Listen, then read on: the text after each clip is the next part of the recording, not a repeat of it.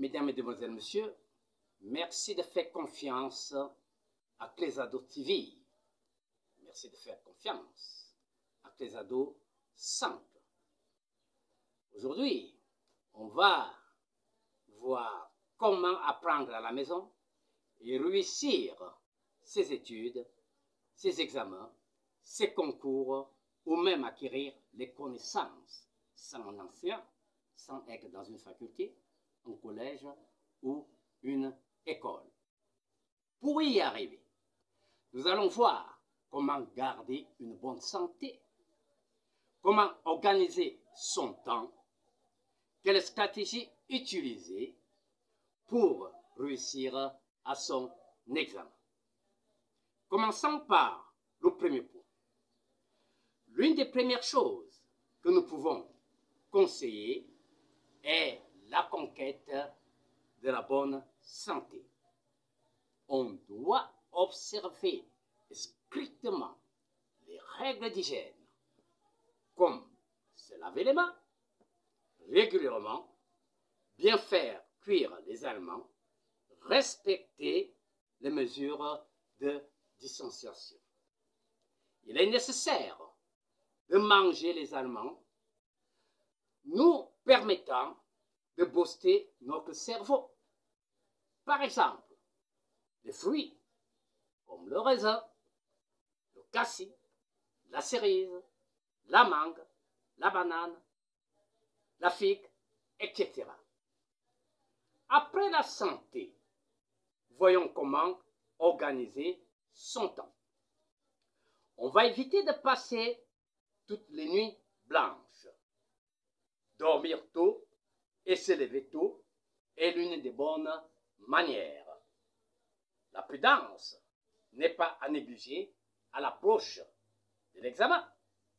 On va donc éviter les compagnies inutiles, les exercices dangereux, l'amour des compétitions et les conquêtes de tout genre.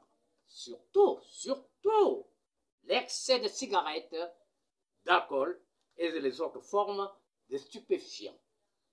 On peut donc recommander tout simplement la pratique d'un sport de défoulement.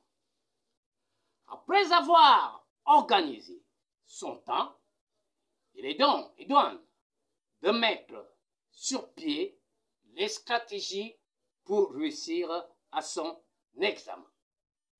Revenons ici. Le succès est le fruit du travail.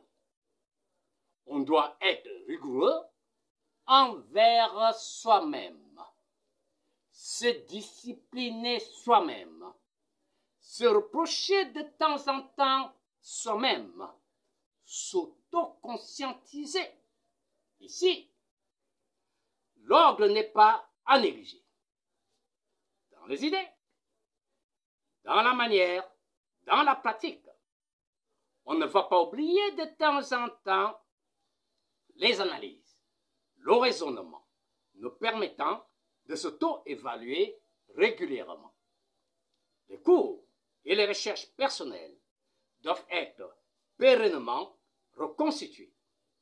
On va donc s'habituer à travailler dans les conditions de l'examen. De temps en temps, faire ses devoirs dans l'ambiance de l'examen. On citera ici le respect de la durée de l'épreuve, le calme, le silence, la discipline, l'éloignement des documents pour ne pas tricher comme à l'examen. Ceci va permettre une réelle auto-évaluation. On va faire les efforts de suivre la progression des programmes officiels.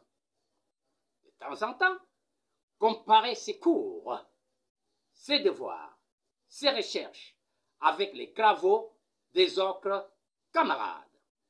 Le grand souci ici est de terminer complètement son programme quelques semaines avant la date des épreuves finales ou de l'examen officiel.